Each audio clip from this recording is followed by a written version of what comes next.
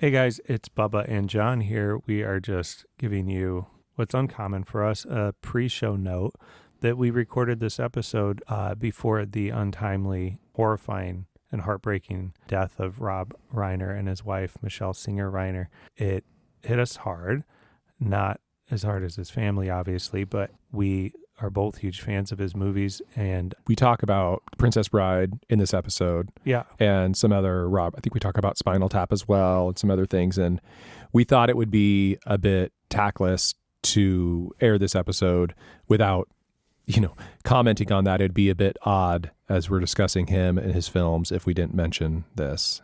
And I should also say John and I were lucky enough to go on a double date not that long ago in September, where we saw, in lieu of the release of the Spinal Tap sequel, we saw Spinal Tap outdoors in Los Angeles at Cinespia at the Hollywood Forever Cemetery. And not only was Rob Reiner there in person, almost right in front of us, giving the introduction, which in and of itself, you just saw like how erudite and how much passion and compassion and humor he had. It was my only time ever seen him talk in person, but also Elijah Wood was there as the DJ leading up to the screening of the film. And Reiner lamented the film that Elijah Wood starred in called North from the 90s as one of his biggest bombs, which I, on my own volition, ran up to Elijah Wood and kind of bombed him.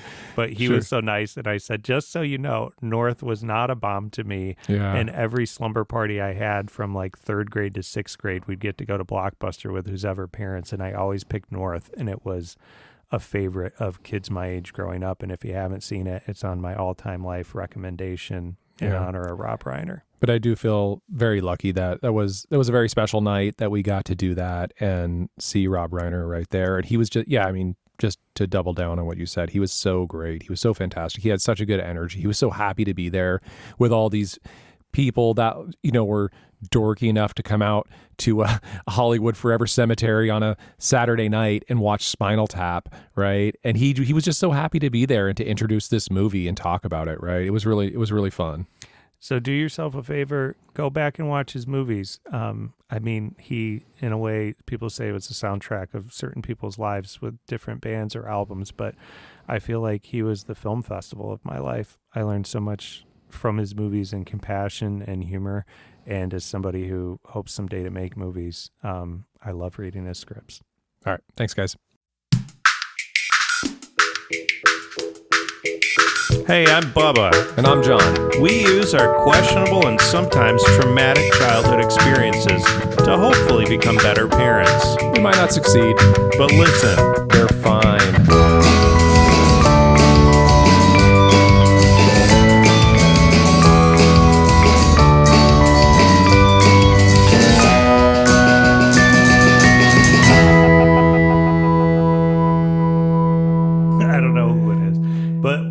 The screed is now back when the screed is that's slang? What the kids call it, and that's no cap on God.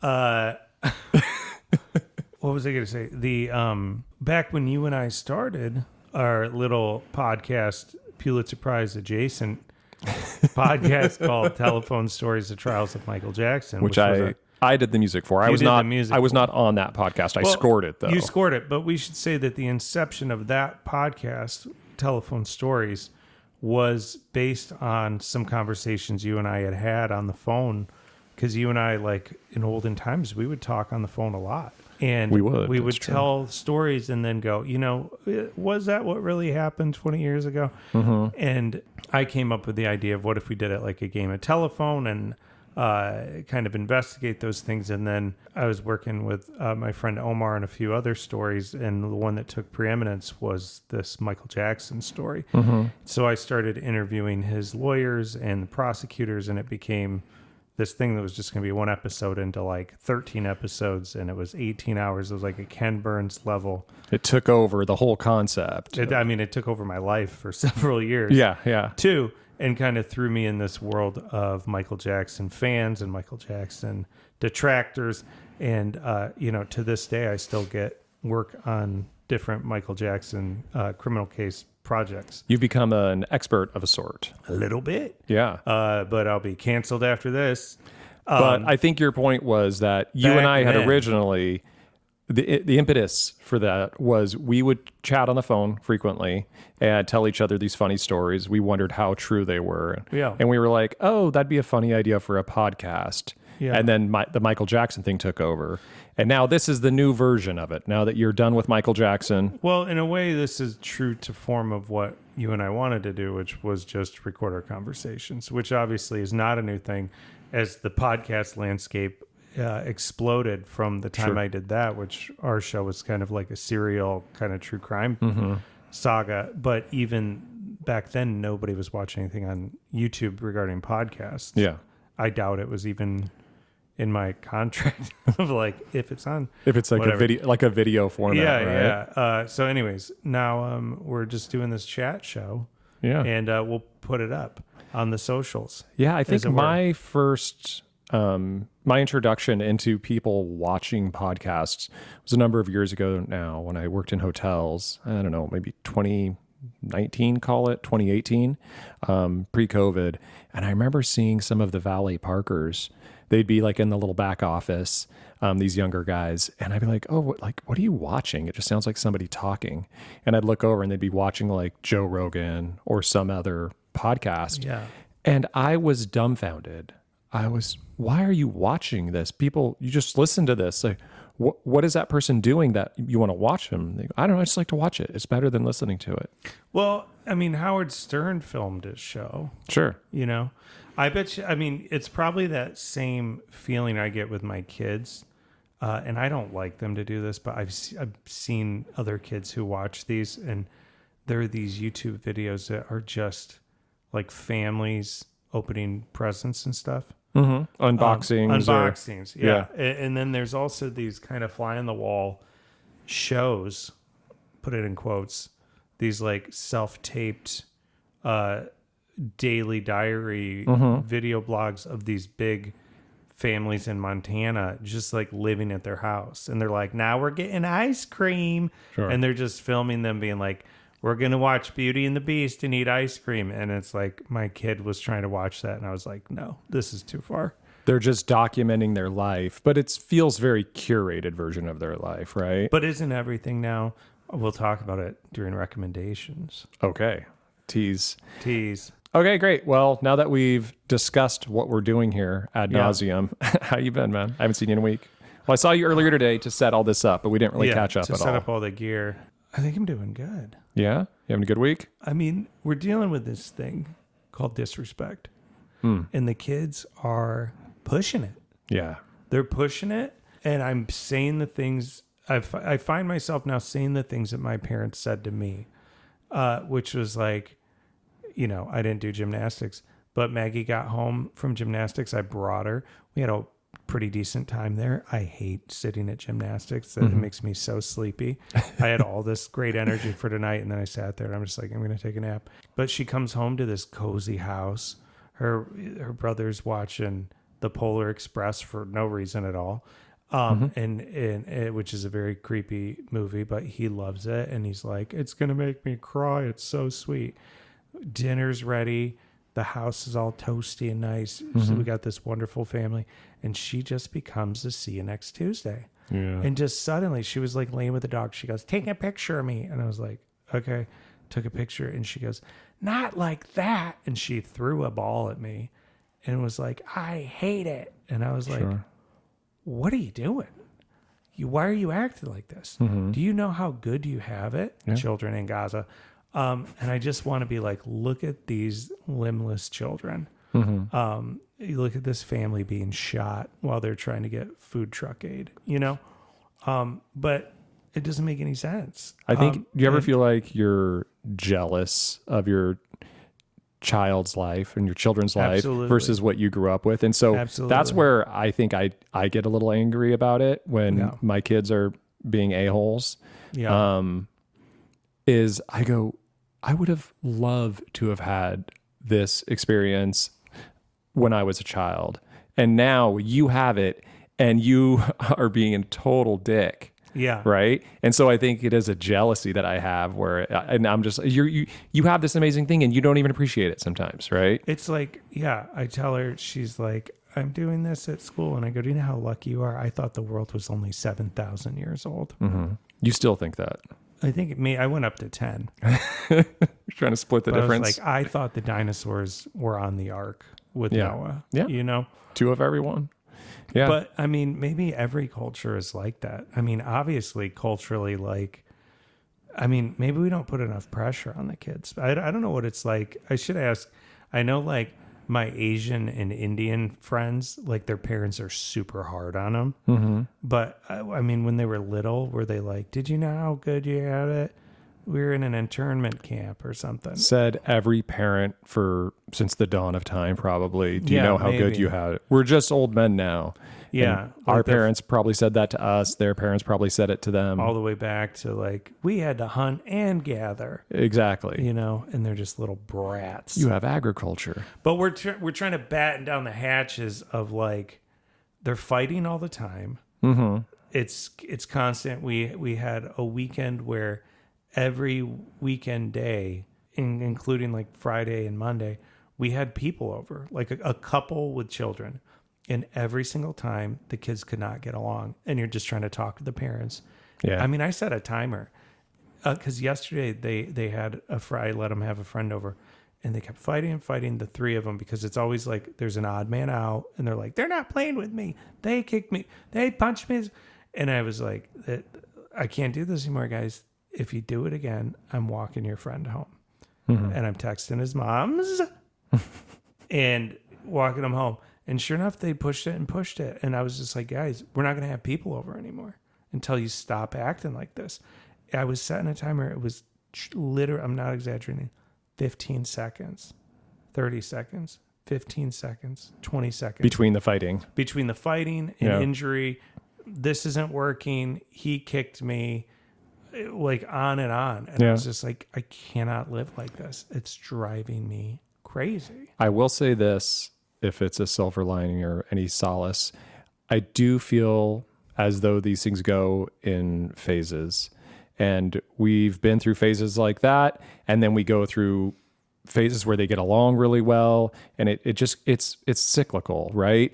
And I don't know. I think do you have neighbors over, though? Do you have kids we do. over? Mm-hmm. Yeah. And, we do. and does this go on with you and them? Yeah. Sometimes the kids get along with them. Sometimes they don't. And sometimes with us, our kids, it's just with each other versus even the neighbor kids, right? Sometimes they're best friends. You know, it'll happen weeks in a row where we just go, oh man, the kids are playing so well together. Yeah. We right? call it best friend day. Yeah. Where suddenly Maggie's like, I'm the mommy and Henry's my baby and we're playing hospital. And he's like, I made Maggie a drawing. And they're like, take a picture of us. And we're wearing matching clothes. And I'm like, yeah. Wow, best friend day, huh? Yeah, it goes in phases. And then we'll have weeks where the boys get along really well and they play games together and they want to do stuff together. They want to go ride their bikes, do things. And then all of a sudden it switches. It's not on a daily basis for us. It does feel almost as though it's in 2-week increments sometimes. Like they get their period or something. Yeah, that's probably it. And then they fucking hate each other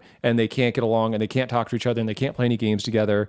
And, so do you do you go to your room or go to your room and cool off? We do that sometimes. It's not bad to go to your room. Just take space. You know, this is where different parenting styles, I think, come into play because I have a different tactic than Catherine does. Catherine will want to kind of punch him. She'll want to punch him. No, who doesn't? We all want to punch them, but you don't. No, where she will kind of try to work through it. I can see where this is headed, and I'll throw in the towel much quicker. So what's thrown in the towel? I just go, no. You go to your room. You go to your room. I'll play with you. You play with him, right? I'll play with the 9-year-old. You play with the 6-year-old, or vice versa, right? Yeah. We'll mix it up. But we don't all 4 need to be together because like this dynamic isn't working.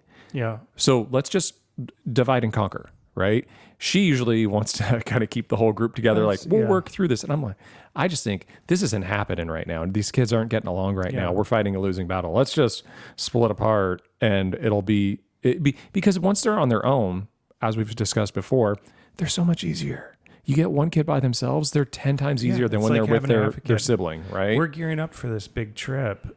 And I'm like, we're going to be traveling for 2 weeks, going to Michigan, going to Wisconsin. And I'm like, you fuckheads are not going to be acting like this at my mom's house. She's going to throw a fucking shoe at you like she used to me. And I don't want to be embarrassed in front of my mom of just like, these kids walk all over you. These are rapscallions. You let them do whatever. That's why you spare the rod, you spoil the child. That's what the Bible said. You should just tell her. That's why, Mom, that's why we're here. Do your worst. Do it. Go for it. Yeah. Break them like a horse. Yeah. I'm tempted to just give my mom carte blanche on the hip. Just say, do what you got to do. Yeah.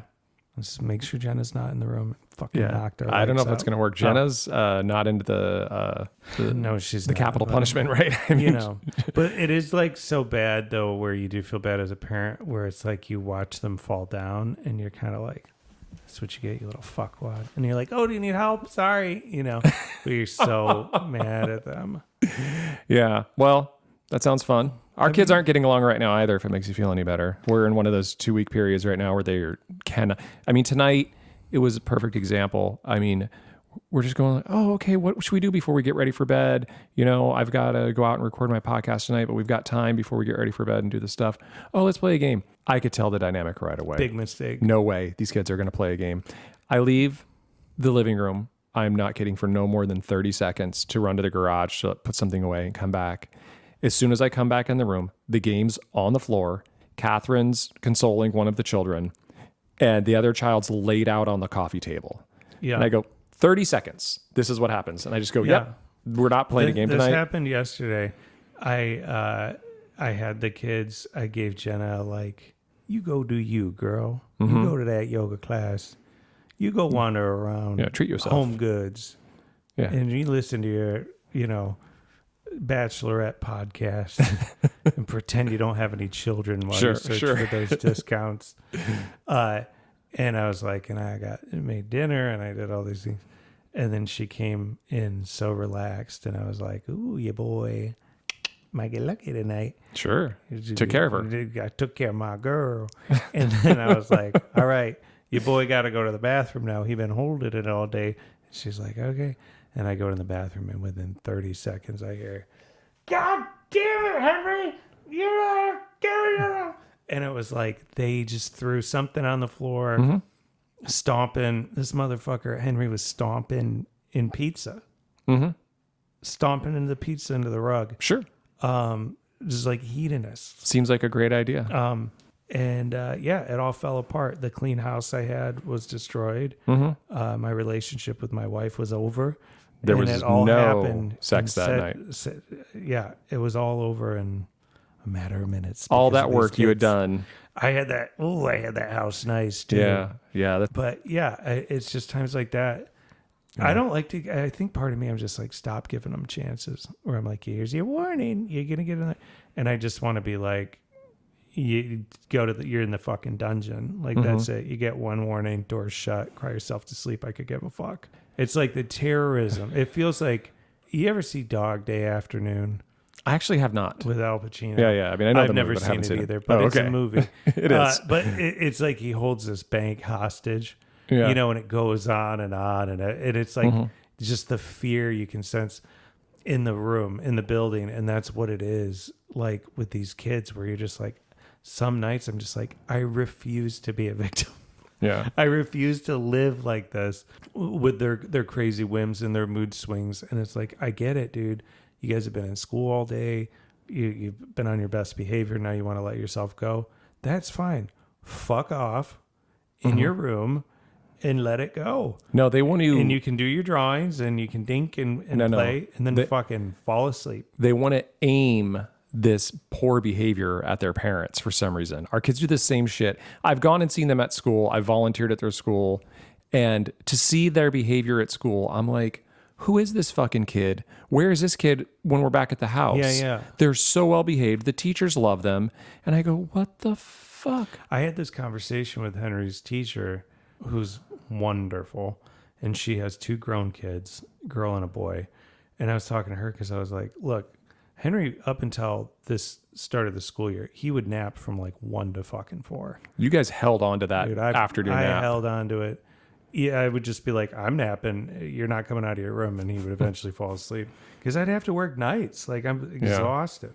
And then I'd have to like wake up, make dinner, and then go do a shift. And I was like, he's coming home, totally falls apart. Like, I lost the cap on my pen. It's like, you might as well, like, shot him in the chest. Yeah. And I was like, is this normal? And she was like, I had 2 kids, a girl and a boy. They're grown up now. If I would have had the boy first, I would have never had another kid. But my daughter was so wonderful. I was like, I'll have another one. She was like, he was the worst child I've ever met. He was so awful. He was such a terrible kid. I was like, Jesus. And she said, and then I went to his parent-teacher conference, and they were like, you have the most wonderful boy. Mm-hmm. This girl fell and hit her head.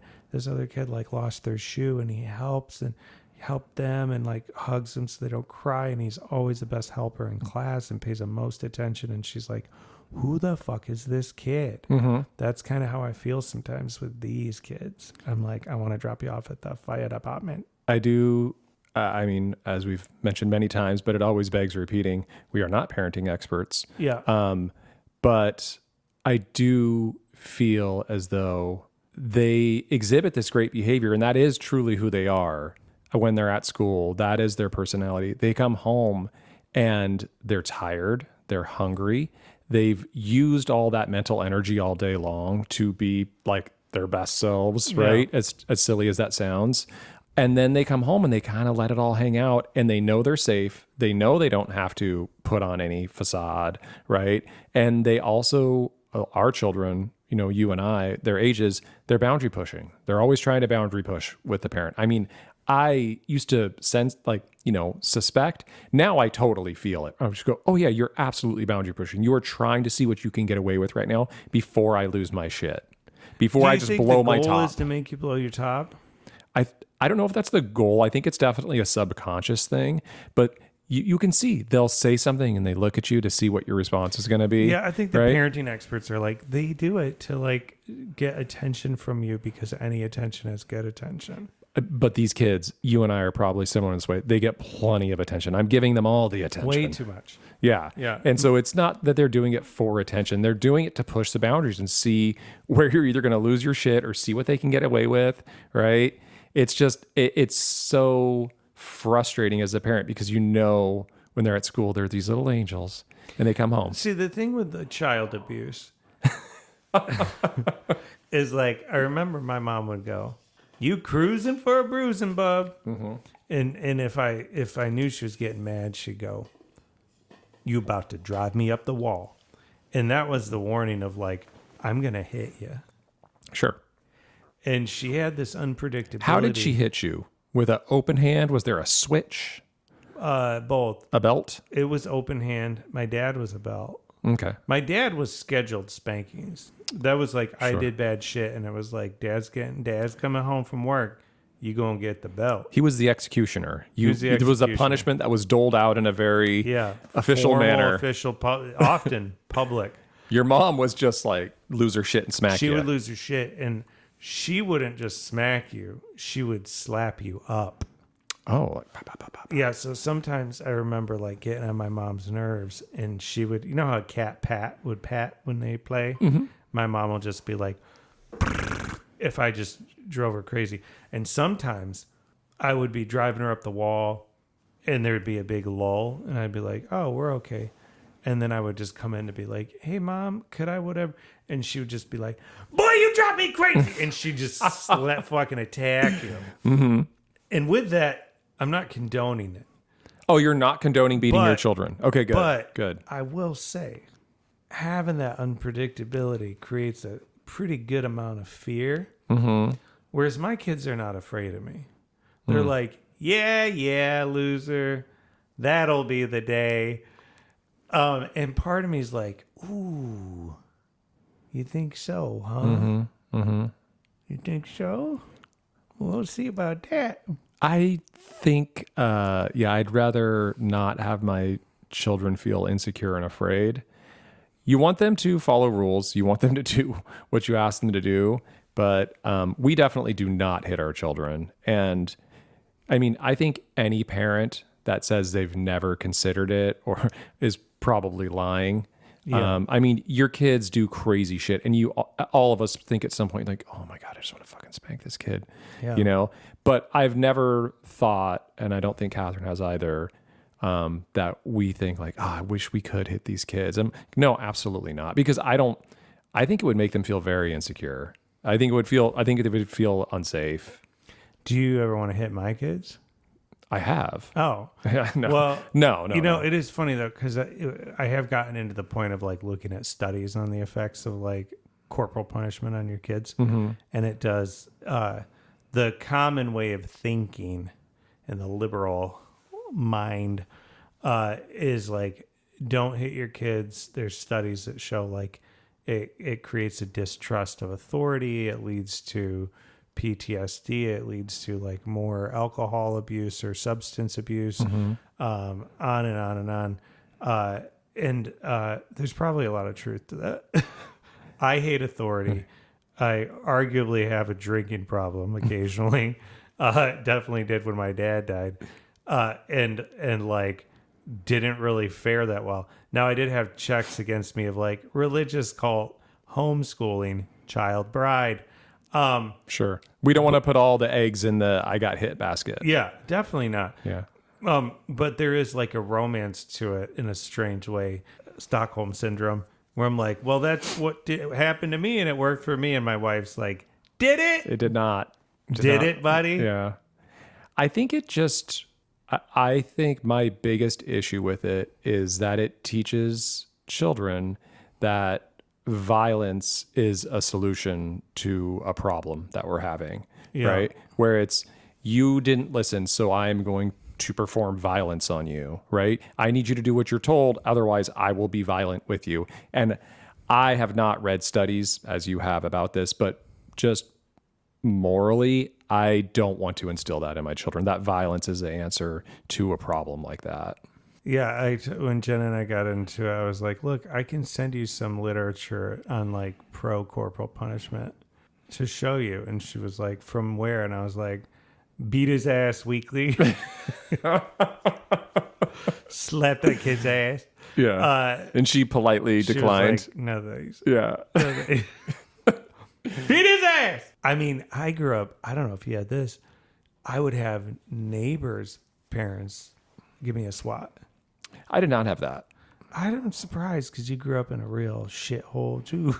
Yeah, I mean, with the desert folk. Yeah, Yeah, the desert folk. I got my mouth washed out by multiple moms, like neighbor moms. I'd be like, flip floor and filth, and they'd be like, well, come into the bathroom, and it was like, here we go again. And some moms gagging me with dial liquid soap, like a Christmas Story. You got your mouth washed out. By people. I don't remember these people's names. This and your train jumping and like you grew up in the fucking 1940s or something. It was a wild time.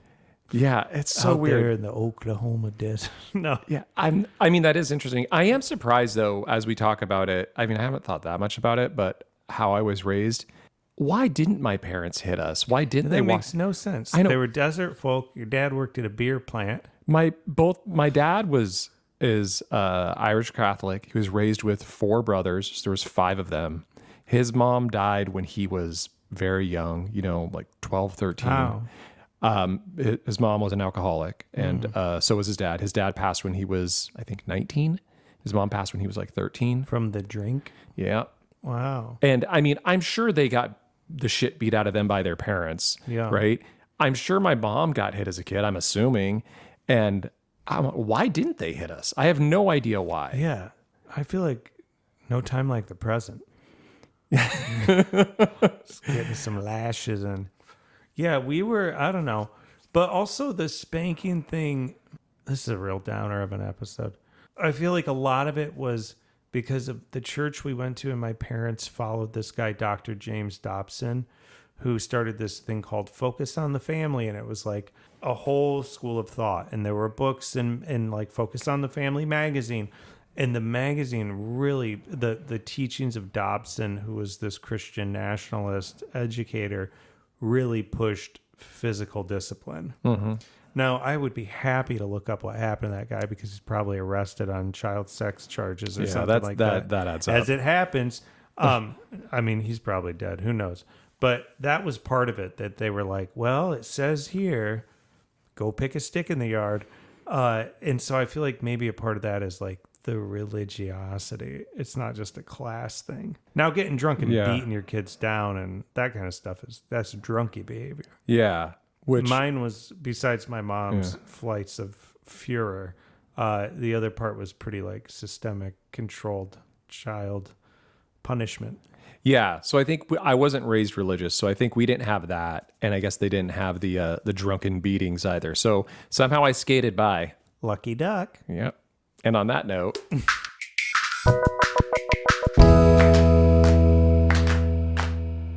speaking of the movies, this actually plays into our topic this week. Okay. I was solo parenting this week. Catherine went out of town. Yuck. And so it made me think about, I feel like I parent completely different when I'm on my own than when Catherine's out of town. And I thought it'd be an interesting topic to talk about with you this week. If you do the same, or if you find that you're parenting exactly the same, even when Jenna's out of town, right?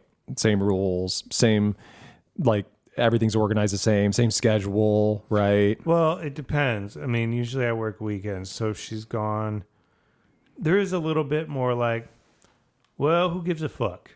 There's a little bit of more like, you eat your dinner, you don't. Have a popsicle in the bath, good night. Like, sure. Because marriage, I do think, is a little bit of like, don't get busted.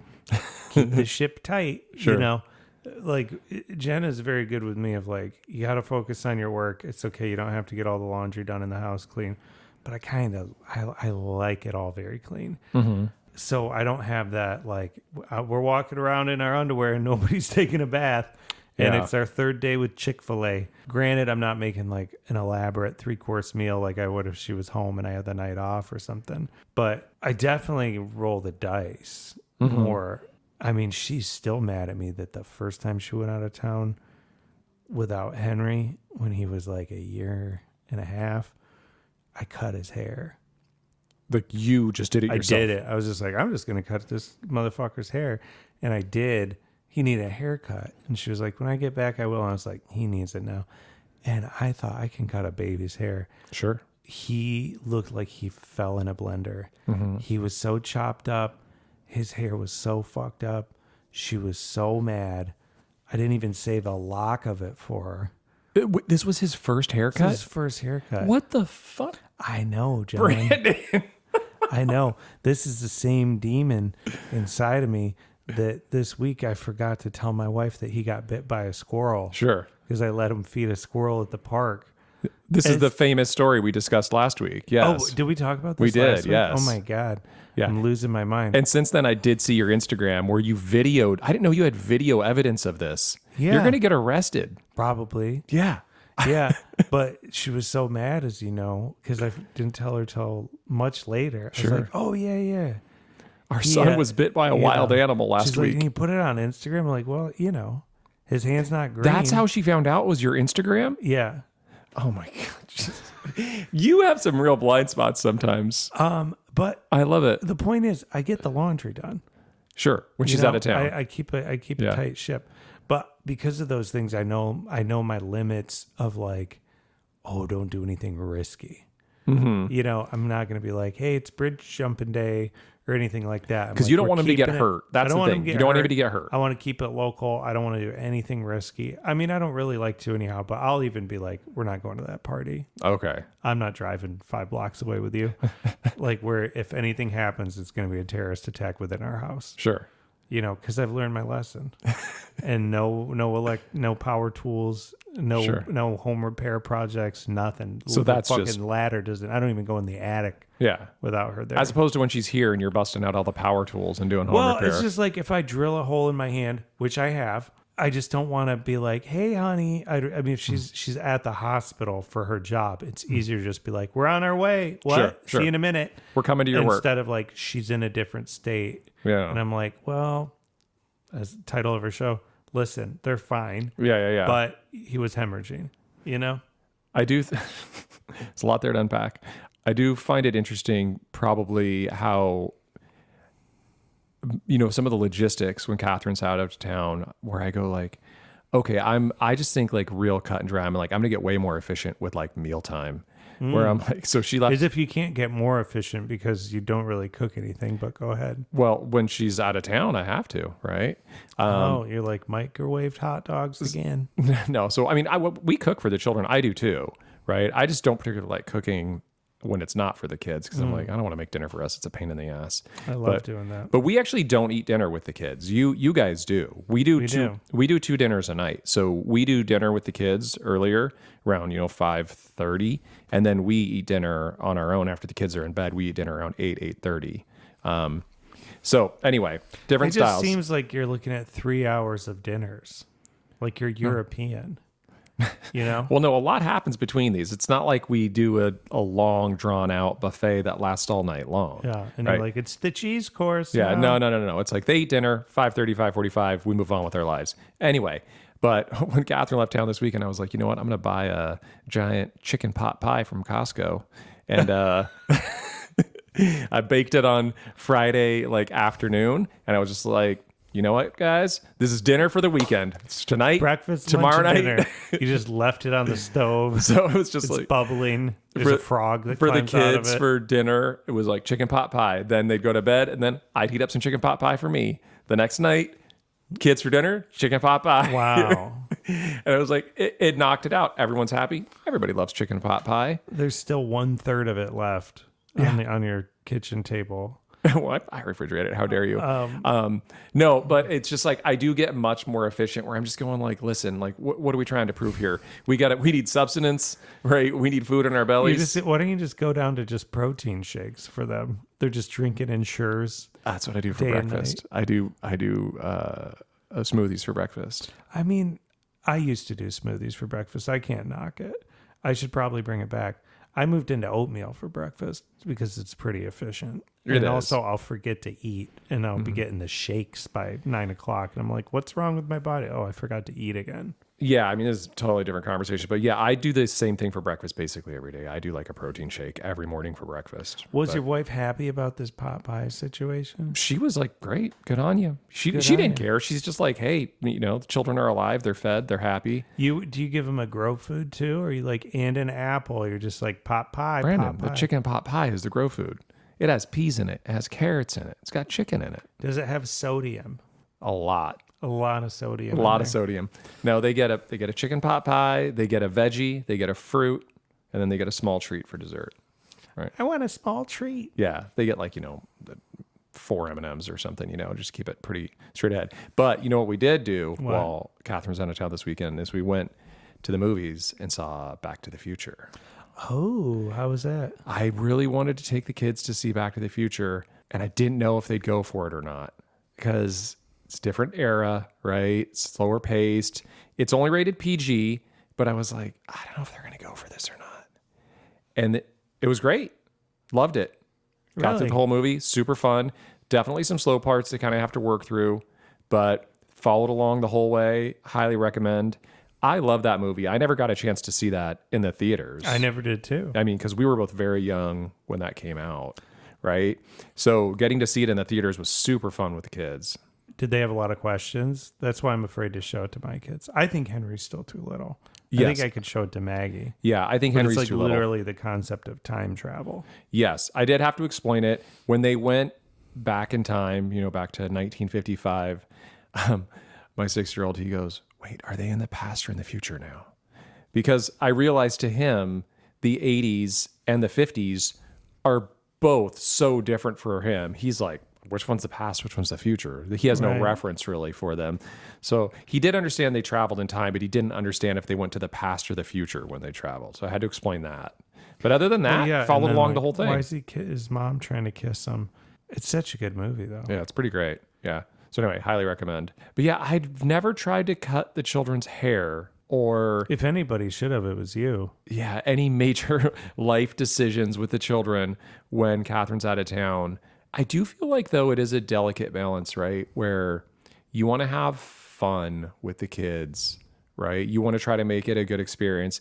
But you also, for me, I'm like, I don't want my partner to come back and I'm like, oh, we had a fucking hoot while you were gone. It was the best weekend ever, right? It's this balance, right? Where you're like, no, like we had fun, but like you're not trying to make it a party because your partner's out of town, right? Well, I feel like there is pressure that is non-existent on me as a guy because I'm pretty effeminate of like, I like to be home and clean and like do house stuff. And I don't like sports. I don't particularly like big giant activities.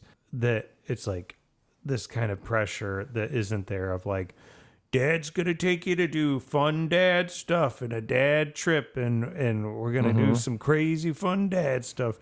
And it's like, if she comes back and I'm like, no, we really didn't do anything. We just, I worked on the weeds in the back. I got a couple writing projects done. Sure. Maybe I took them to the movies.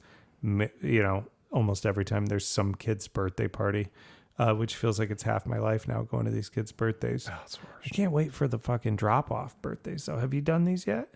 Yes. Our 9-year-old went to the first one where you drop them off at a party and the parents tell you ahead of time and they just go, yeah, it's a drop off one. And we just dropped him off and they're like, come back in 2 hours.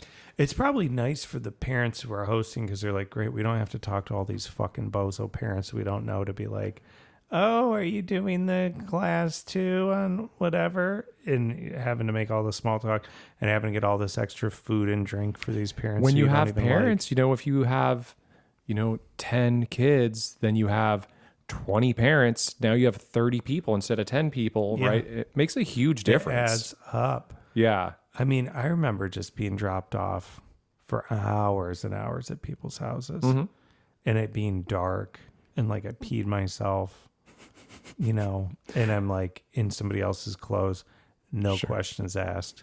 We all smell like cigarettes, they just pick you up. Everybody smoked back then. And peed themselves? I did. Oh, well, all right. Well, just, when you're little, you're all day, you're running around at somebody else's house, you're drinking all these juices, you're like 6 years old, you forget to go. Sure. And some parents just like, put these on. You're like, okay. Yeah, these weird clothes that don't fit from their older brother or something. Yeah. Yeah, I do remember being dropped off at kids' houses. And then at a certain point, you're just going, I really want to go home. I wonder when my parents are going to be here. Yeah. I feel as though I've been here for days. And I just want to leave. There's like the weird dad, in the kitchen who's like, you leave the toilet seat up and you're like, who's that? You do that at home? Yeah. Just the very intimidating father figure at somebody else's house. You eat enough food, you're going to have to pay to live here. And you're like, oh God. Yeah, where they make jokes. Yeah, that particularly like when you do an overnight at some kid's house. And you wake up and their dad's like in their underwear in the kitchen. And you're like, oh, fuck. My mom's not picking me up for another hour. Yeah. And you're like, this is fucking weird. Yeah. And they're like in a fight with a kid or something. And you're like, all right, I'm just going to go sit in the room. And you hear them like arguing with their dad. Yeah, it's the whole veneer kind of wears off after the night, right? And the next day, it's just, now they're just living their lives. Yeah. Right? The night was a party. It was an event. Now you've moved on to the next day. Have you ever had it when you were a kid and you'd do an overnight? Maybe like you'd be having fun and the mom would be like, yeah, you can, you'd be like, do you think I could stay another night? And you'd be like, oh, you double down. And they'd be like, if you had a friend maybe that lived a little further away or something. And they're like, well, let me ask my mom. And they say, hey, you call your mom. And they say, okay, you can do, one more night or whatever. And then the dad comes into the picture and you're like, wait a second, who's this guy? I didn't know there was a dad here. And the dads are all scary and shit. And maybe they're like in a fight. And then you'll hear that the worst thing is when you hear the dad be like, when's John going home? Is he going to be here all week? Does he live here now? When's his mom picking him up? And you're like, oh, fuck. And now you're like, I want to go home so bad, but you're trapped. And now as a parent, you could probably totally relate to that dad. Yeah. Where they just go, we're parenting somebody else's child for multiple nights now. Like, when are these people coming to get their kid? Well, and I remember like, this was obviously, we'll timestamp it, but my friend had Adam Sandler's They're All Gonna Laugh at You on cassette. Yeah, And yeah. it was real dirty, you know. And we were church kids and we weren't supposed to have it. But he had like a Walkman and we were like listening to it and just cracking up in the middle of the night. And the dad coming up the stairs multiple times to be like, shut it up. I got to work in the morning. And you guys, and I was just like, this dad was so fucking scary and shredded and hairy and terrifying. And I remember when my dad died, this guy came to the funeral with his wife and they were the nicest people. And he was like 4'9". Yeah. And I was like, I used to be afraid of this guy. Yeah. He's like, he's like, how you doing? Yeah. So sorry about Bert. And I'm like, you were fucking Bigfoot when I was growing Rick up. Moranis. Yeah, you were this horrible, scary gorilla.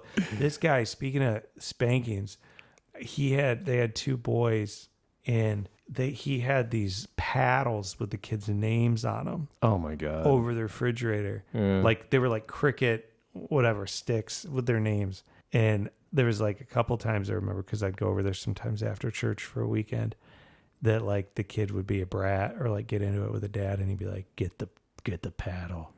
Oh my God. And I would like be upstairs in the kids' room and just hear like crack, crack, and like sobbing. And then I'd just be like, okay. And like the kid would come upstairs bawling his eyes out. I feel so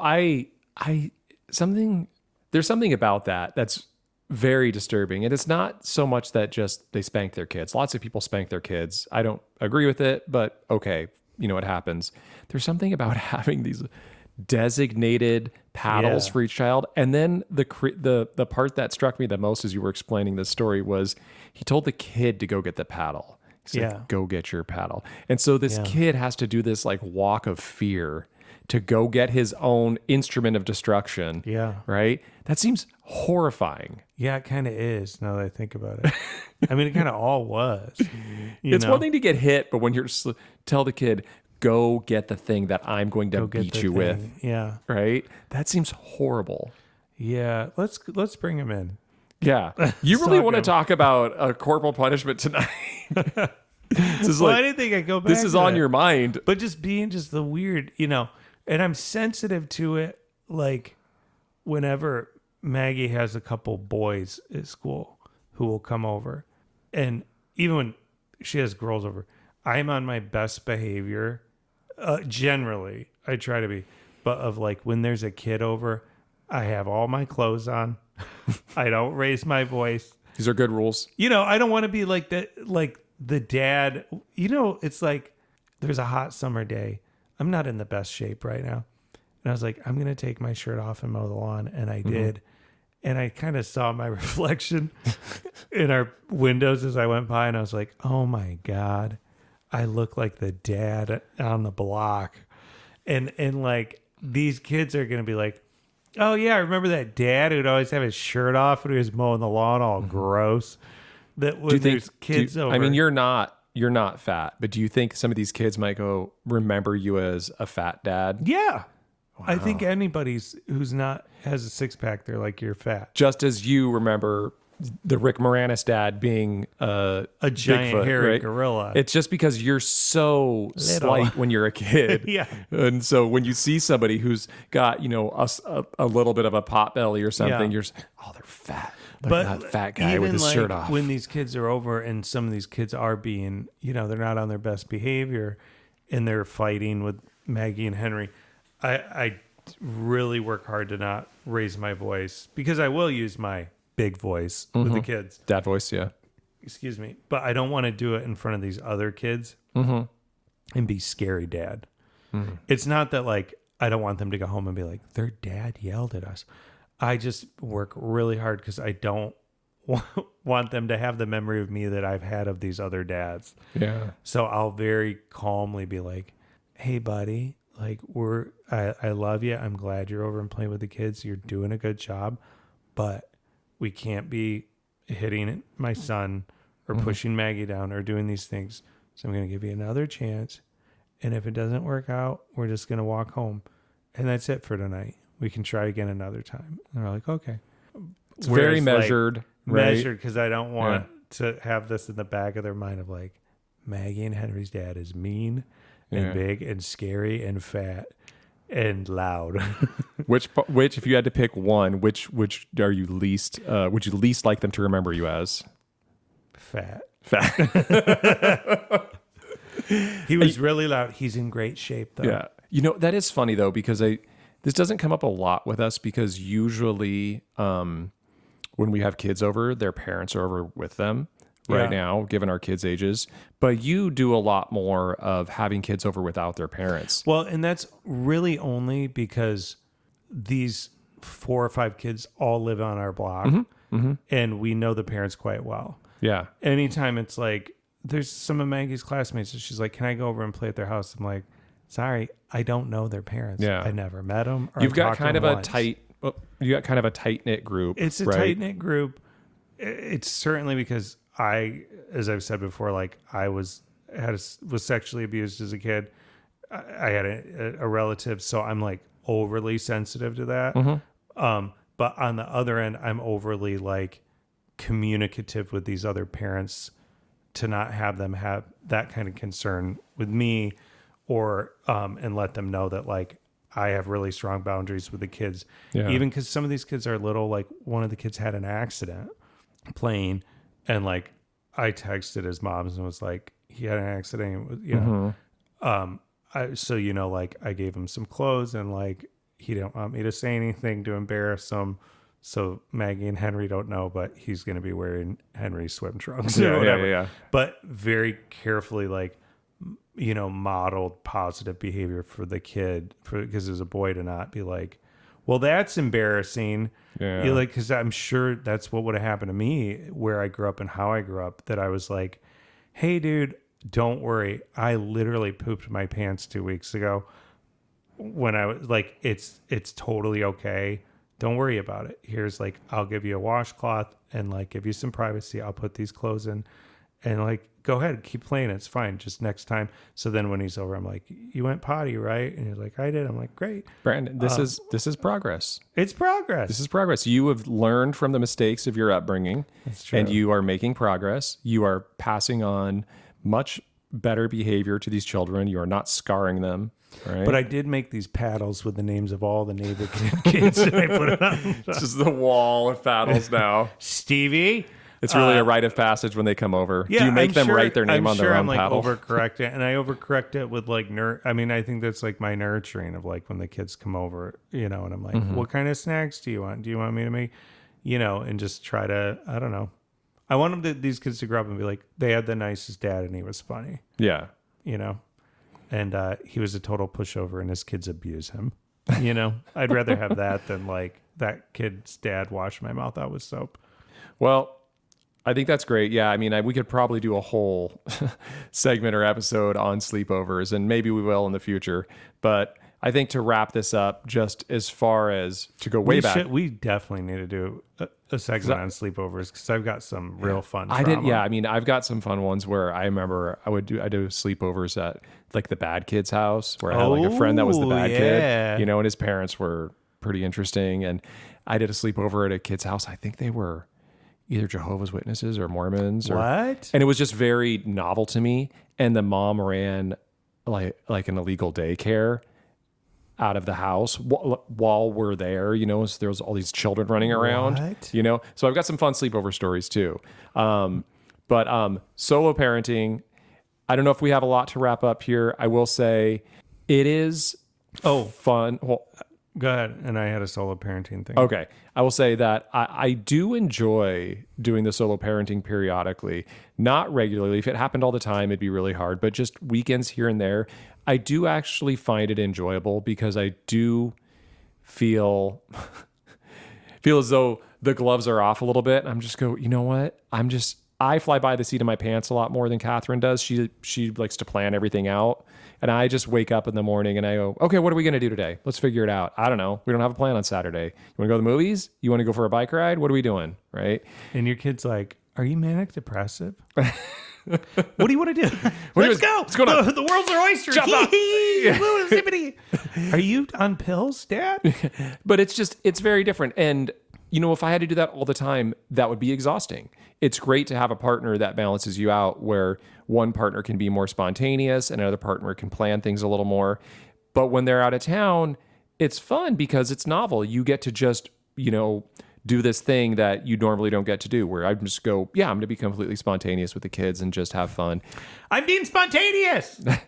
It's not forced, but the thing when they leave town, though, that's on the back end, and it's not for sex, but it's nice that, like, when they get back, they get a little break, but you get a little, like, you owe me, bitch. You had a good weekend? Yeah. You had a good girls' week? Yeah. Well, I had these fucking kids? Sure. But you don't say anything. You're just No, you like, don't say it, but it's fun. understood. You have a nice tan. Yeah. She had a spa weekend, right? She went with her friends to, Oh, I hope you're relaxed. Sedona or something. I'm drowning. Yeah. I'm drowning, but so you're just kind of like... You got a massage. Oh, that's cool. And they had a hot tub? Oh, that's nice. That's nice. He cut me with a knife on the back. I hope you can see it. Yep. Those kind of things. But you just kind of hip pocket it, and you're like, cool. We've been subsisting on chicken pot pie all weekend. Yeah. Yeah, I don't know about the pot pie thing, John. It works. Good for I you. highly recommend. Highly recommend. We'll put it in the show links. Link to Costco's chicken pot pie for 30 people. Yeah, it's huge. It weighs 90 pounds. Unnecessarily large. It has to be loaded in a pickup truck. It lasts a year. Did you have something? Do you want to put a button on this solo parenting thing? Are you feeling good about it? No. Just this coming year, Jenna's got a number of trips that she's taken, girls trips, because a lot of her girlfriends, they're all turning the big 4-0. Okay. So there's all kinds of shenanigans going on. Sure. In the works, and so your boy gonna be taking care of them kids all alone. There's gonna be a lot of fun stories. Times. But I'm not good. I mean, I hit a limit. The thing that sucks when they're gone, though, is like you can't get tagged out. Yes, there's so no when one. You get pushed. And I remember last year, and I think we talked about this, when Jenna was gone for nearly, it seemed like a month over 2 months, where she had this trip and that trip, and I was real deep in the grief with my dad, and I was not doing a good job. And I just had a mental breakdown, just crying. I did not call her, but the kids pushed me to such a limit that I was just like, kind of just like, I can't live like this anymore. Like very Scarlett O'Hara. So yeah, I think I could do like a weekend, but like when the weeks go by, it's just too much.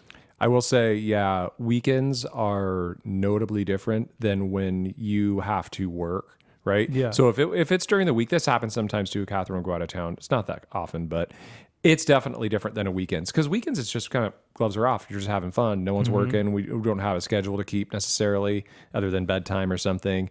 But when you get into school days, we got to get you out the door. We got to pack the lunches, all the stuff you do on the weeknights. That's so much harder. It's so labor intensive. It's man. you don't realize how, it makes me appreciate actual single parents way more, because I just go, there's so much shit to do. And when you have two people that you can have a division of labor with this, it helps so much. It's like, you do the lunches, I'll get the clothes ready. Okay, great. You did that. Oh, did you remember the thing tomorrow? Okay, I'll pick them up for It's essentially like they've got an orthodontist appointment. Coworker. Like the person you marry, you're like, will you be a good coworker for 18 years with these kids, and also be fun and have sex with me? Is that what your Bumble profile said? Dude, I couldn't afford to be on Bumble. You know that.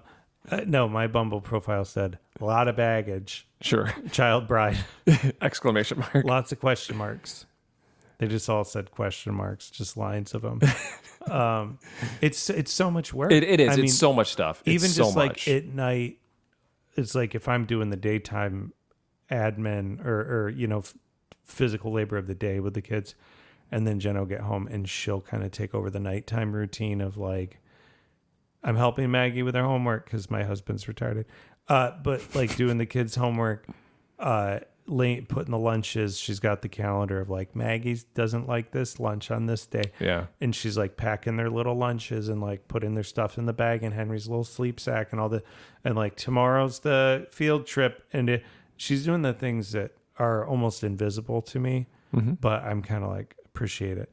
And when she leaves town, if it's during a school week, dude, I got to have alarms set. I got to have lists on lists.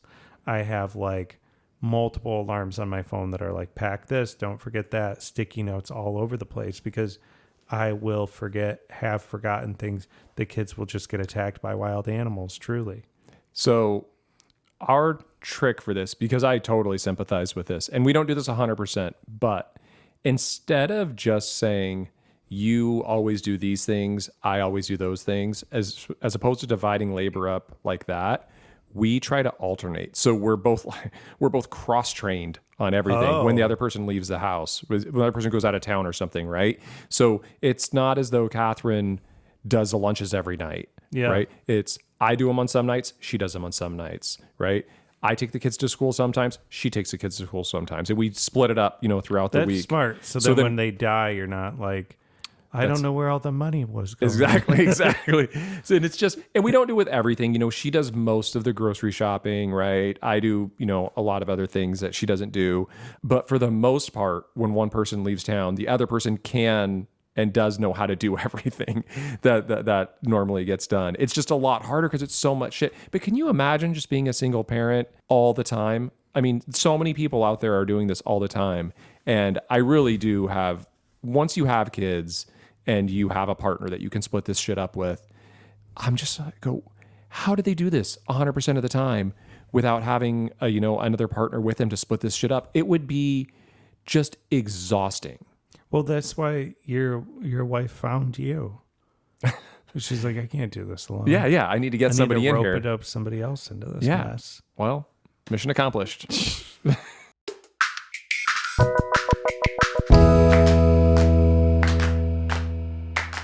The other night when the kids were being see you next Tuesdays, the truth always comes out at bedtime.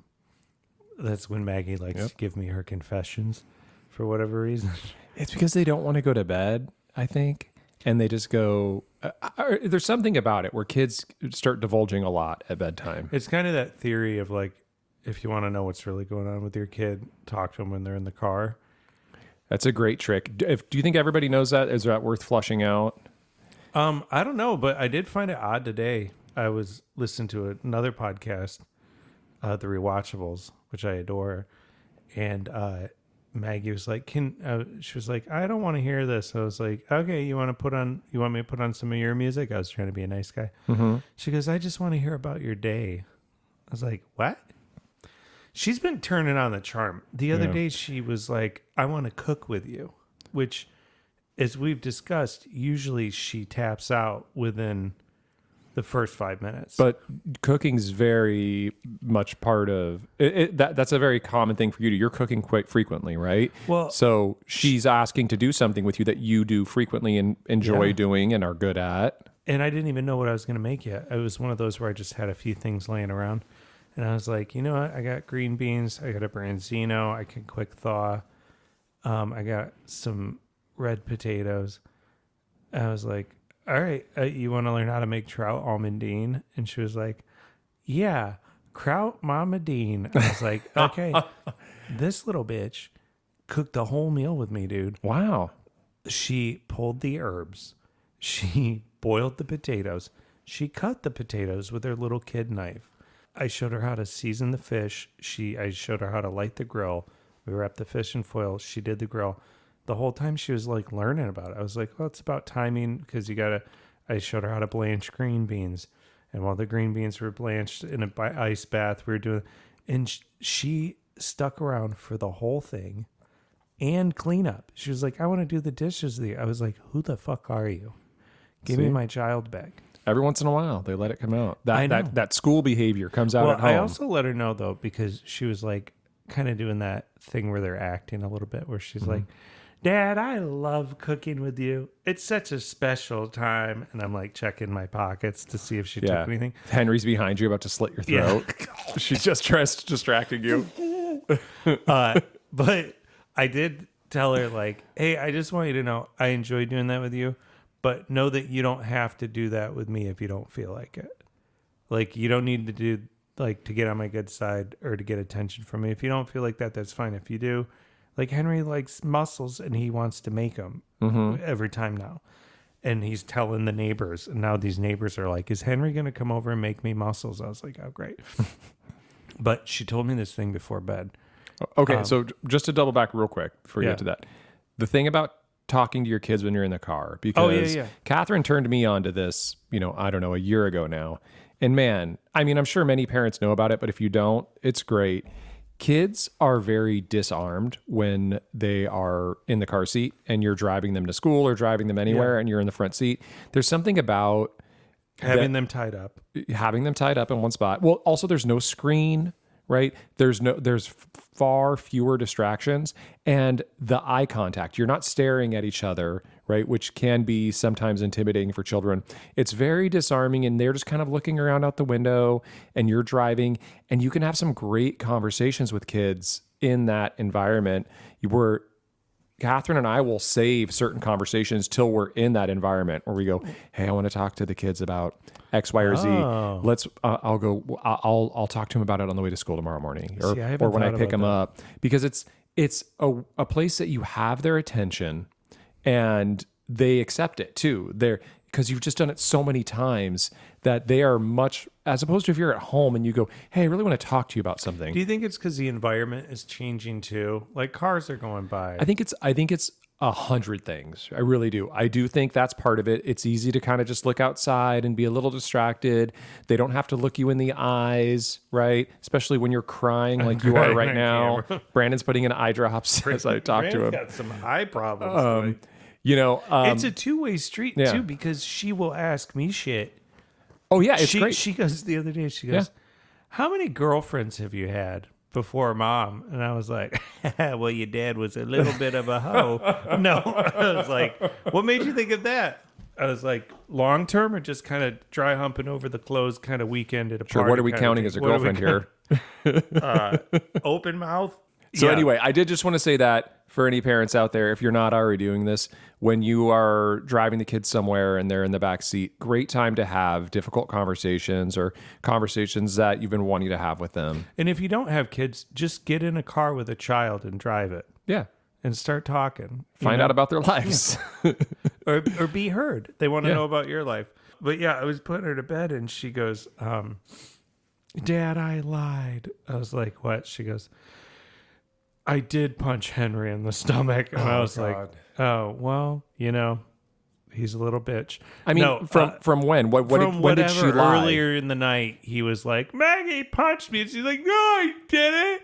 He took my squishmallow or whatever. And it was one of those things where I was like, I don't fucking care. You guys can jump off the roof. I fucking hate you guys. Leave me alone. Like, I was so done with them. but then she's like, you're pretty cool, Dad. And then she's like, yeah, how were you always so handsome? I'm like, what are you fucking getting at? She is like, do you need a loan? Yeah, she's like, I want a pony. Yeah. But she goes, I didn't tell you the truth because I was so embarrassed. I was like, well, you don't have to be embarrassed about stuff like that. I mean, Henry gets on everybody's nerves. Sometimes I want to punch him in the stomach, but you shouldn't. And she goes, this is what I'm getting at. She goes, have you ever done anything embarrassing? I go, yeah, dude, that's my middle name. That's like kind of my thing. My thing is I'm hoping to monetize my embarrassment. She goes, well, what's the most embarrassing thing you ever did that you got caught doing? And I was like, oh, Lord, let me open the Old Testament. And I had to really think. And boy, I got to tell you, this memory came up in the ether. And I had never in my life told this story before. And I told it to my child. And I had fucking forgotten this. And had forgotten the story to the point that I was like, was this a real story? Sure. Was this me or something I saw in a movie? Was this me or something I saw in a movie? Was it perhaps a dream? A dream had by another? It is funny when kids ask these questions sometimes.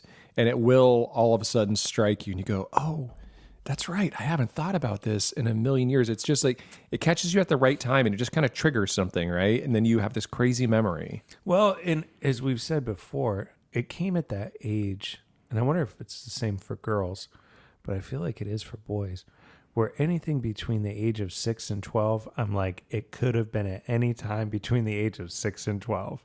Oh, I'll one up you. I'll go from 0 to 12. I have Really? the worst memory.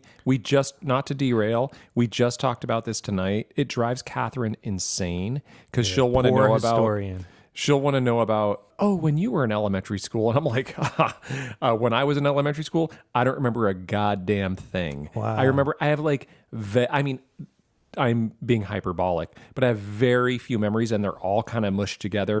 I could have been 5. I could have been 11. I have no fucking idea. I feel like the 5, once I get to around 5.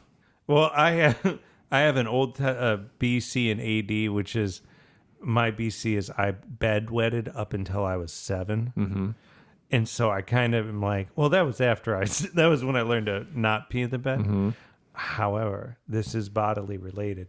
And the most embarrassing thing that happened, and I totally forgot about, was the dead of winter in Michigan. And my mom, as she did, and as I would do now as a stay-at-home parent, is she would take an afternoon nap. But That's where you get it. She took afternoon naps with us being outside in the tundra. I'd do a nap of like, the kids are inside, the doors are locked, they're napping, I'm going to get one. I mean, there was a non-zero chance you guys didn't come back. Oh, big time. I mean, and also she'd be like, don't come back till it's dark. Mm-hmm. So my mom was taking a nap. I don't remember what kind of playing I was doing out there, but at one point I shit my pants.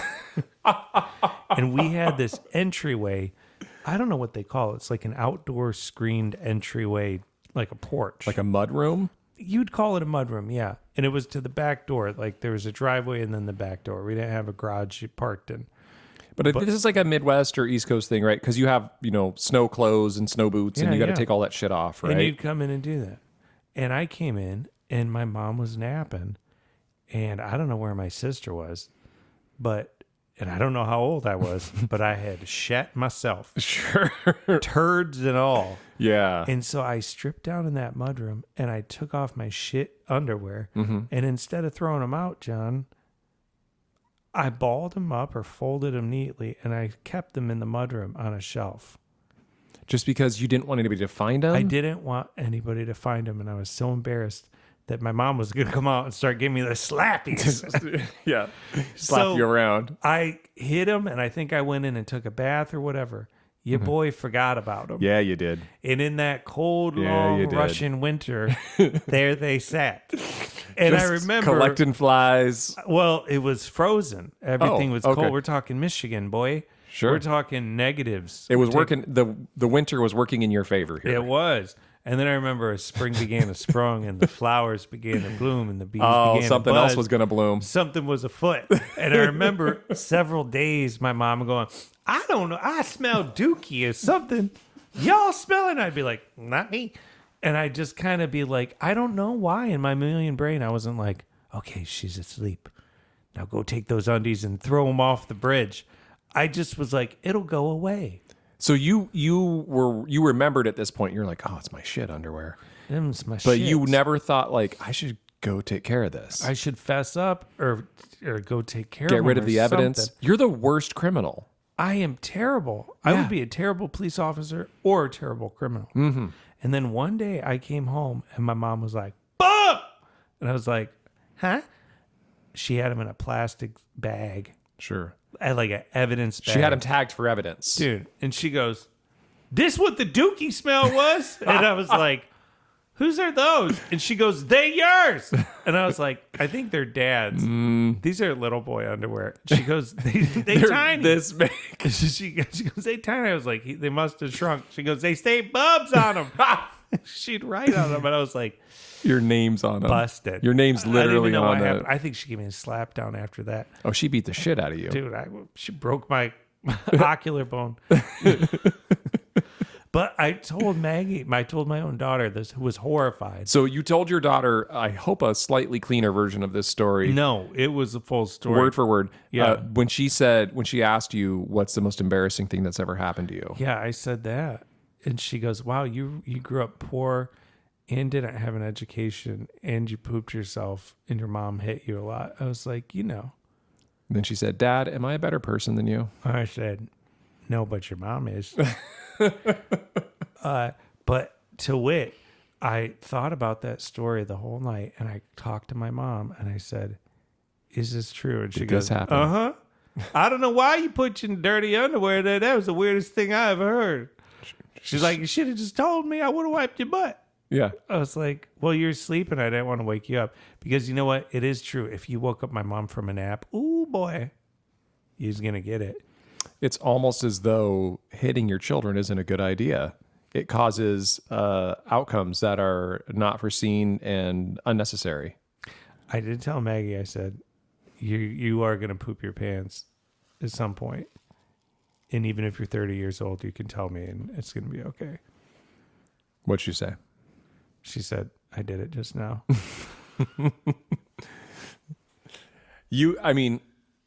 It's a pretty good button for that story. I am curious though, because we don't have a girl. We just have two boys. Hold on. I think you should know you don't have a girl yet. I mean, I think the ship has sailed. Do you, John? I don't know. I think so. You never know. Yeah. I mean, it's They technically... can grow up and go, change my mind. Oh, I thought you meant, are we going to have another kid? You meant, are they going to change their gender? Transition at any point. Oh, okay. They could transition. Got I it. don't know why you're so anti-trans.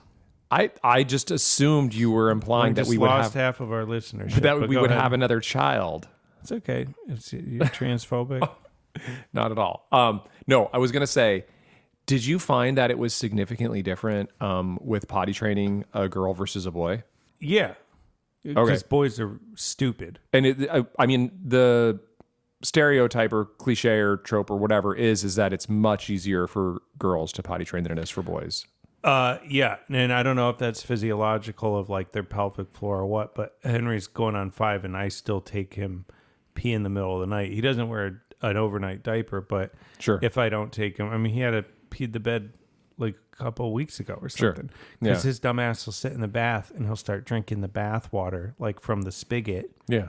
Before that, he was drinking right from the tub, and I'm like, well, I wonder why everybody's got diarrhea in this house.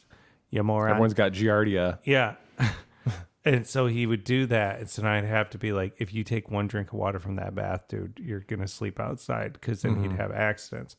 But he potty trained the basics of potty training on the relatively fast side. But here's the thing. This fool would hold his poop for weeks. I would take him to the doctor, dude. Yeah. This was Yeah. But it is common. Well, just because we dealt with this with our 9-year-old too. And it's not just a boy thing. It's certain kids do this. And I do not understand where they hold their poop. I'm like, I don't know how they can. Who you holding it for, buddy?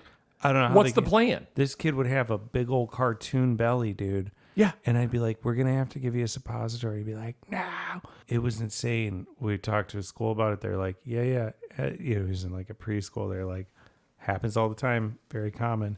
And then he'd be real grumpy. We call it poop o'clock now, where we're still like, 4 o'clock comes, you got to go try to go poop. Nice. I don't come hell or high water, you are going to try to go poop right now. I don't have to do it that much, but I do when they get home. I'm like, did you poop? And he's like, little bit. And I'm They like, lie. They lie. there. Well, see, he does that now, but then they just start lying.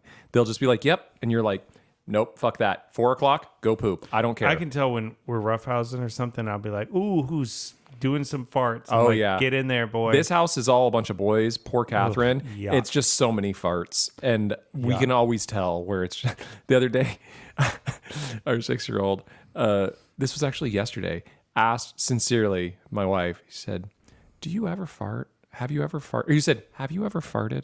I asked your wife that the first time I met her. Yeah, you did, which was came weird. up. I wondered why. She's like, why are you looking at my chest? And I look up, I go, have you ever farted? And we were in the kitchen, and she just kind of looked up and laughed, and she said, no, I haven't. I believe it. And he goes, really? I said, yes, your mother's a beautiful angel. She's never farted. You know, here's the thing. I don't think I've heard Jenna fart, but I've speaking never of heard Catherine fart. Gross dad Ever. things of like mowing the lawn with their shirt off. I feel so bad for my kids because I'll wake up and dude, there's like a dad morning fart that I have that is so loud. It sounds like a goddamn flock of geese. And I can't do anything about it. I'm like, my poor kids, they're gonna grow up and be like, I mean, just go to the other room. Dad, dude, it's all over. It's so loud. The house rumbles. It's a rumble. It's like this guy's just been cooking. Yeah. I try to hold it and I take the dog outside to go pee, and I know my neighbors can hear it over the fence, and they're like, yuck. You know what, though? Your wife and daughter have no idea how good they have it, because having a daughter in the mix, I really think changes everything, because I do feel bad for Catherine, where I'm just like, there's just too many penises in this house. There's just too many boys. When the boys heard this for the first time, it was all they said for weeks, and they still say it all the time, which is, why fart it and waste it when you can burp it and taste it? Yuck. I've never heard that is the grossest thing. Maggie says gross stuff too, though. She says she hangs out with boys, so she'll be like, poopy face and da da da. There is the it's another estrogen level. of like she's like doing her hair, and I like having a girl. I bawled my fucking eyes out when I found out that Jenna was pregnant with a boy. I was like, what am I gonna do with this thing? I feel that way about girls. I'm like, I do not know how I would handle it. Especially I love having a girl. I mean, this podcast is going to go forever, because it is such a mystery to me, where I'm like, when they start dating and stuff, I don't even understand how I would deal with having a girl. What? I love having a girl. I love doing the girl shit. I'm not even like, girl dad. I'm just like, I like having girls. I like the girl energy. I like women in general, hanging out with them. I'd rather take orders from women. I feel, if anything, more uncomfortable in a room full of guys. You get me in a room full of girls, dude, I'm like the gay guy at the fucking party. This is where, this is where we differ completely. This love is where the gossip, love making the our friendship totally falls apart here. I'm making the martinis. I'm spilling the tea, dude. House full of boys, I'm like all about it. House full of boys, I'm like, yuck, get me out of here. I'm about to feel violated. Hate it. They're doing boy shit. Get out of here. You nasty. You stink. I'll make sure to tell Henry all this. When I was like, he's not even going to be gay. You know? He was like, garbage trucks, garbage. He was like, his teacher told me, he was like, I like your boobs. And I was like, well, we're fucked. Yeah. That was my last. Didn't work for the my city. last hope was that he was gay. I know. I was like, you sure you don't want to watch another episode of Queer Eye? And he was like, this show is boring. I want to watch Blippy Garbage Trucks. I was like, ship sail. I don't want to count our eggs before they're hatched, but I'm pretty sure Henry's straight. Well, I'm pretty sure you're going to be the one taking him to the baseball games. All right, let's take a break and we'll come back with the recommendations.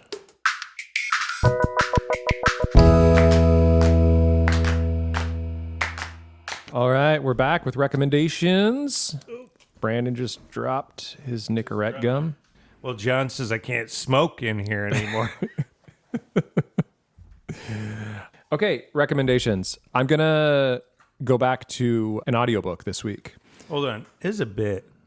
Wouldn't it be fun to just go places and light up a cigarette? And see what happens? And just when people are like, what are you doing? You could be like, what? Oh, you can't smoke in here? Yeah. Because I remember being places growing up. Mm-hmm. And seeing everybody smoked anywhere. We would go to the smoking section of the restaurant. Remember you were in the smoking section? Yeah. Well, the whole place smelled like smoke. It was pointless. But that was the joke. They would have a little glass wall like this high, and they'd be like, well, that's... And I remember just being a kid, like climbing up on the booth, and the smoke would just be burning. Oh, we'd be in the smoking section because my mom smoked. So we would go to the smoking section. I bet your mom smoked, what, Marlboro Lights 100s? Yeah. No, really? Really? I clocked that bitch, and I was like, she got a tracksuit on. She smoked a... I'll thank you not to call my mother a bitch. I mean, that friendly lady. I can clock people. I can be like, Parliament Lights. Well, Camels. You're an ex-smoker, and so you really... True. Yeah, this is like a superpower I bet your mom let that ash get real long, too. I don't know. She let it get down to the nub. This is like smoker talk. I didn't pay attention to this shit. I don't know. She'd probably... John, your dad's working late. Pot pies on the stove. Isn't that from yesterday? My show's on. The image you have of my parents is amazing. Okay, recommendations. So I'm going to go back to an audiobook this week. I took a break from audiobook recommendations for the past couple weeks. Even though you've probably been just drinking them up, you're like, yeah, I do another one. I do consume them regularly. I love them. Gotta They're recommend great. a comic strip. No, so The Princess Bride. It's a great movie. The audiobook? No, I'm saying the movie, The Princess Bride. It's a great movie. There is an audiobook of The Princess Bride, not that great. It's an abridged version, and it's basically just. Why would you abridge? Why would you need? It's basically just the movie. Because The Princess Bride was originally a book, right? Written by William Goldman for his daughters, based on a story that he told them at bedtime. Exactly. Yes. Which is why I'm going to write a book called "I Shit My Pants and Froze My Underwear for the Whole Winter in My Parents' Mudroom, Only to Be Busted in the Spring." A short story I used to tell my daughter at bedtime. Are you going to have Fred Savage and a kindly old grandfather? Hold on. What? Just one more question. No, the movie. So I don't recommend the audiobook of this first part is I am unrecommending the audiobook of The Princess Bride, at least whatever's out there right now, because it's not an audiobook of the actual book. It's basically an abridged audiobook, and it follows almost the exact plot and storyline and dialogue of the movie. So if you've seen the movie, it just feels very redundant, where it's like, I'm not learning literally nothing new here, right? So not great. However, the lead actor in The Princess Bride, Carrie Yules. Yes.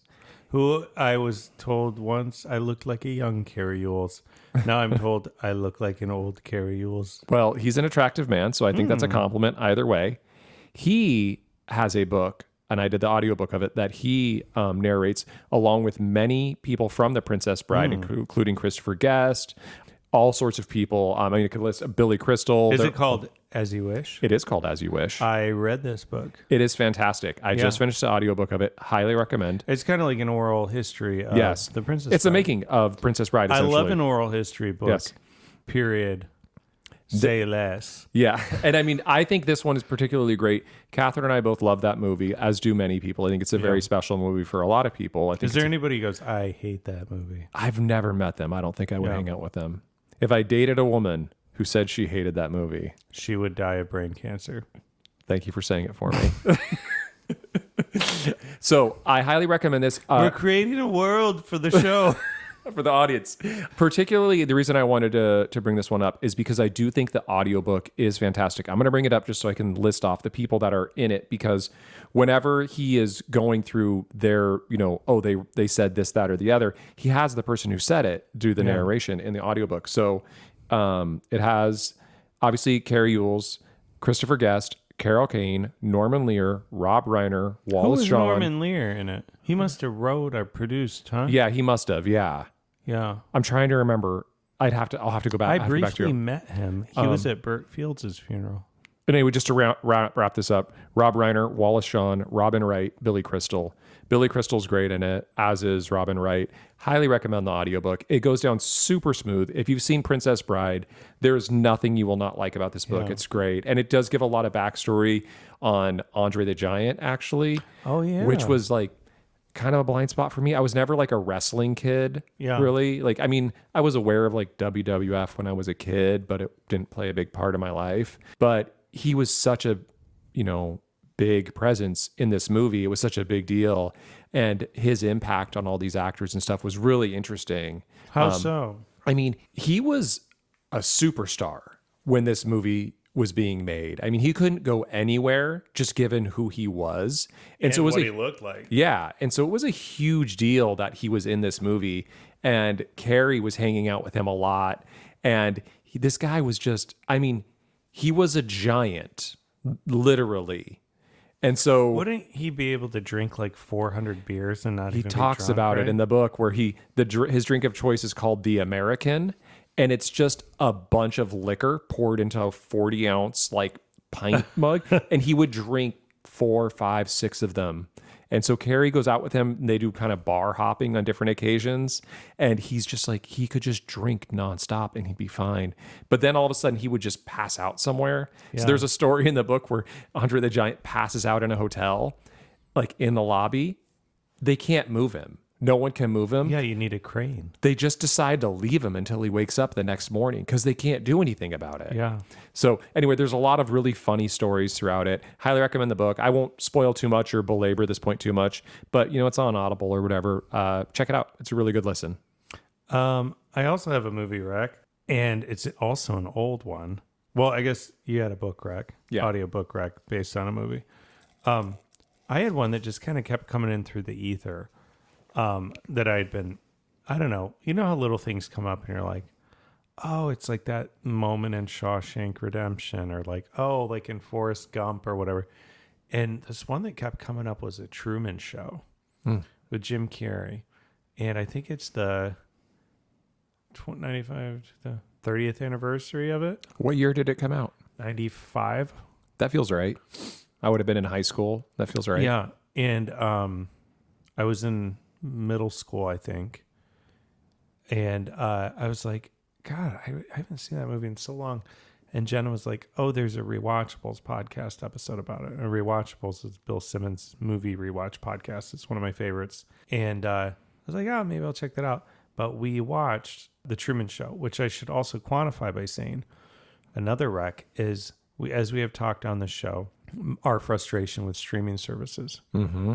I finally bit the bullet and put my library card into the internet and got a subscription to a streaming service for free called KANOPY with a K. It is great. And one of the first things that popped up was The Truman Show. Yep. And they had such a huge library, and a library of like great films I haven't seen, and Criterion films. A lot of documentaries. And not a bunch of junk and like brain rot stuff. But they did have The Office and like these different things. And they had a whole kids channel and like parent safe stuff and all these things. So I was kind of exploring it, but I didn't want to get too in the weeds. I was like, let's just enjoy it. I was like, let's watch it. Let's start it. So we watched it over 2 nights. It is such a unique, incredible movie. I maybe revisit it every 10 years. And every time I just get something else out of it. It's a Ron Howard movie, right? No, it's a Peter Weir film. Okay. I always felt like I thought it was a Ron Howard movie It for has some some reason. feelings of that. Jim Carrey, he plays a guy who grows up not knowing that he's the star of a reality show that the whole world is watching. And this, of course, famously preceded most reality television, or predicted most reality television.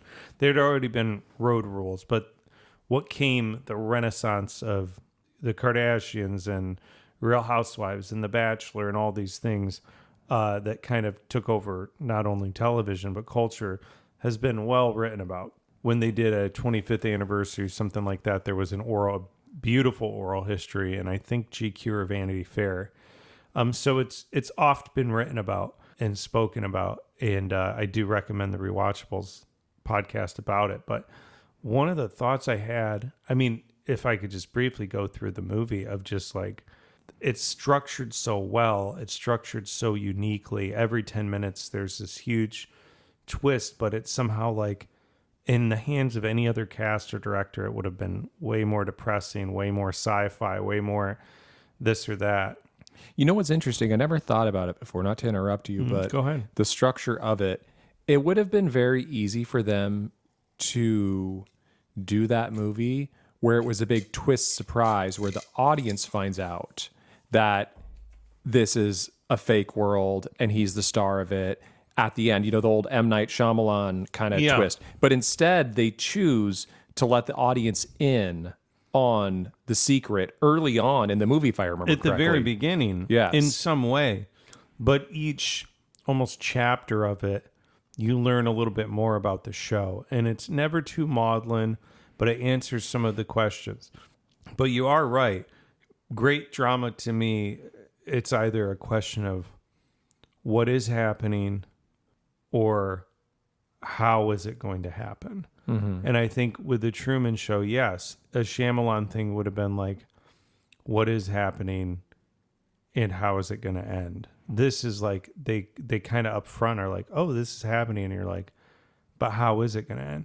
But it connects with so many The reveal people. is up front. It doesn't say The real reveal is up front, but you're like, is he going to get out of this? He doesn't want to be on this show anymore. He's realizing that he lives in a dome and he's part of this reality show before it's even called a reality show. But it certainly, I remember seeing it as a 12-year-old and feeling like I'm being watched, or what if you're part of the cast of this show and I'm the star? And as they said on the other show I was listening to, that the screenwriter Andrew Niccol, who also wrote Gattaca, he got the idea for the film because he said, children think that they're the center of the universe. They're the center of the world. What if they're right? What if this somebody is? And so he kind of took this concept and kind of ran with it. And it was originally going to be a much darker film, but kind of what the thought I had, and this might not even play out. I haven't even said it yet, but the film kind of predicted reality TV. And then in a way they say, like predicted the world we're living in now by that. But I think that if you remember watching the film, there's this Ed Harris character, Christoph, who's kind of the producer behind the show. He's like the producer of the show. He's wearing the beret. Yeah. He created it and everything. His name's Christoph of Christ. Truman is true man.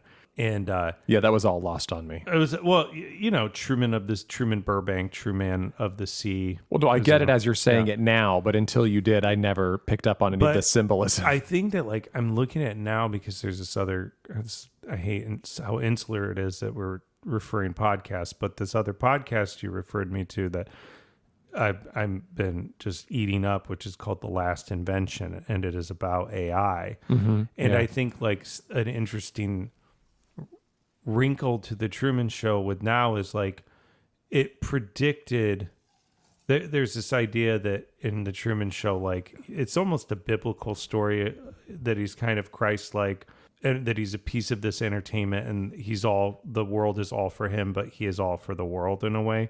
They have a quote and it's one for all and all for one, and it's he's the sacrifice of the world. It's a little dark, but it's there's parts of the movie that are super cheerful, and it's a very uplifting movie. It's always a very emotional movie for me. It's always very symbolic. I mean, as a teenager, especially when you're that age and you're just you have this existential crisis of who am I? What is life? What is the point? Everything feels staged, and you're I don't want this. And you're going through puberty, and it's so relatable with Truman at 35 to be what is this world? Who are you talking to? Why are you doing this? And he flees to the sea, and they try to kill him in the storm. And then I forgot of that most iconic shot where he makes it through the storm. He almost dies. The clouds clear, and he's sailing in through the sea towards the clouds, and it crashes into the wall. Yeah, and it's the end of the mast stage, of the mast boat of the boat goes through in the wall. Yeah, and he goes up and starts touching, and I just started not sobbing, bawling, but I just was watching it and just, oh my God. And just you ever cry like that where just tears are just coming out and you didn't even realize you're crying because you're touched so much by the greatness of a piece of art like that I don't know. I can't recommend that movie enough. Well, great recommendation. Really feel like you should have got an Oscar nomination for you. Yeah. But it is a tight movie. Almost all of it holds up besides the CGI is a little dicey, but the performances, they're incredible. And it's such a short, tight movie that you're just, I mean, I saw it in the drive-in movies. Oh, I love Muskegon, it. Michigan. Remember drive-ins? God, we got summer 1995. Another episode we can do here is about drive-ins. Dude, we okay, should. well, let's wrap this up. I will say, just to circle back real quick before we end, because I think this is a great part of recommendations, which is get a library card and get Kanopy with a K, Kanopy, and Hoopla is the other one. Hoopla, I got to look at. Hoopla. These are free services. You just have to enter in your library card. And these are streaming services. It's they're like Netflix or Prime or whatever. Yeah. And there's all sorts of They give you a little stuff. ticket. I had the Truman Show for 72 hours. Yes, And it was so this 5 tickets or whatever. This is a difference where they give you a certain number of tickets every month, it's credits basically, and you redeem them when you watch a movie. So it's not just unlimited, but I do like that because it feels much more deliberate. Where you're do you really want to watch this? Because if so, we're gonna take your little tickets. Well, and you don't have to pay for them or anything. It doesn't have that stupid thing that Amazon can where you're it was $3.99, but we paid for it already 3 months ago and we didn't finish watching Sleepless in Seattle or whatever. I don't know. I'm very. We enjoyed it so much. We're gonna watch some more through Kanopy, and we think we're gonna cancel everything in the new year and buy a DVD player. I'm telling you, it's gonna be Kanopy DVD player. And have you gotten it on their pads? Kanopy and Hoopla? Yeah, yeah, absolutely. Okay. Well, 'cause our I'm kids like- don't have their own tablets, but yes, on our iPads we have Kanopy and Hoopla. It's great, and I even have it on my phone. It's great. Really? When I travel, I use it. You know, when I go take flights or things like, I'll watch a movie on Kanopy or something. It's fucking awesome. Great. Yeah. Listen, They're Fine is produced and edited by Wyatt Gray. Original music by John Ahern. John's Instagram is at John Ahern Music. And you can find my inappropriate parenting on Instagram at Bubba Ogborn. You can also find our recommendations linked in the show notes. If you have feedback or topic suggestions, our show email is listentherefine@gmail.com. And our TikTok and Instagram handles are at listentherefine. If you made it this far without calling Child Protective Services on us, please leave us a 5-star review. It helps other questionable parents find us. Share the chaos, tell a friend, tell your therapist, tell anyone who needs to feel better about their own parenting choices. Hit subscribe so you never miss an episode.